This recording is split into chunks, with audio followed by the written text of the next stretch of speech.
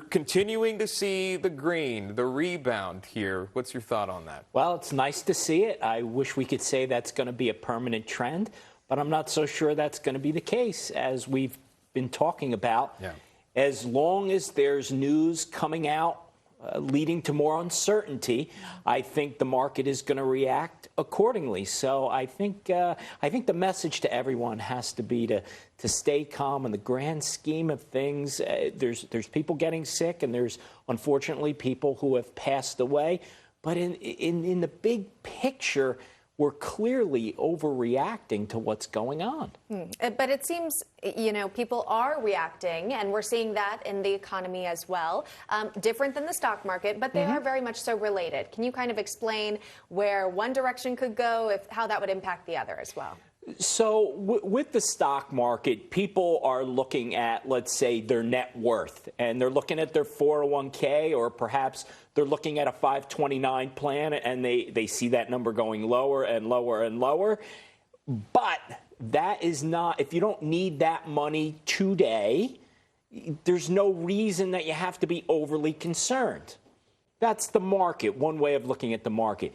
If we look at what's going on in the economy, that's a different story, because as businesses are shutting down or seeing a reduction in traffic and customers and those types of things, you have a situation where people who are living paycheck to paycheck are really going to feel it. If we look at the gig economy, all the people who are moonlighting out there, are those jobs disappearing? Many people need that to make ends meet. Yeah. And if we look at the traffic outside right here in New York City, there's a substantial decrease in traffic and foot traffic. People are just not going out. Oh, it's unreal. We were going to the lunch place yesterday. No one was inside there, and it spreads outside. Broadway, obviously, completely shut down. The Masters just sent out a release that they're shutting down their play. This continues. My question for you is this. It is bad to see what's happening with the markets, but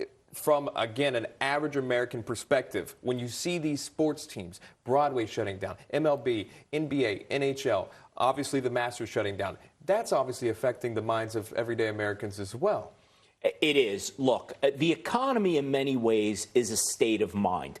When people feel good, when they feel confident, when they feel that their job is going to be there tomorrow, they're much more likely to go out and spend. And that's what keeps the economy moving.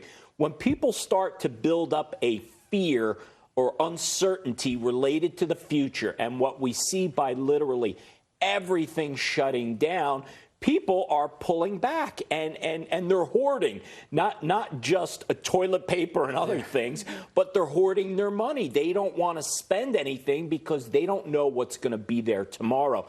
And really, it is not the virus that's causing this. It's the fear of the virus, and that's the difference. Yeah, so it seems like maybe right now, obviously not a good time to invest in sort of travel-related stocks or businesses. Clorox could be a good option for you right now. But are there any other, companies that you're keeping your eye on? Yeah, I've said this before, and I'm seeing it firsthand. Related to Zoom video communications, right? Yeah. So now I'm a professor at Montclair State University, and we have just been told that the remainder of the semester needs to be online. Well, we're basically going to be using telecommunication for every single class until September. So this is causing a permanent change in behavior. So there are going to be more people staying at home and conducting business any way they can by using technology, and Zoom is one of those companies. That's an interesting point, because technology is going to be something that we're going to have to be forced to be friends with, whether you like it or not, if you're going to start quarantining. Because your bottom line is you're not going to have many options outside the house, even if you don't want to quarantine, because everything's pretty much shut down here. And you may think, like, as you were saying, if you're using Zoom, you need a strong internet capability. You may be upping your internet bandwidth. So what we're seeing right now is a stress test in real time related to what our capabilities are through the internet. And I believe that some of these things are going to become permanent. For example, many professors have not taught online classes. Well, you know what? After what's going on now, It's going to get to every professor in the nation is going to have experience with online teaching, and I think universities want to go in that direction.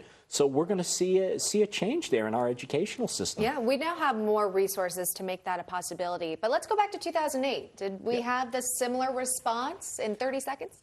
No, we didn't. 2008 was completely different. You had basically a crash in the market, and clearly people took the hit.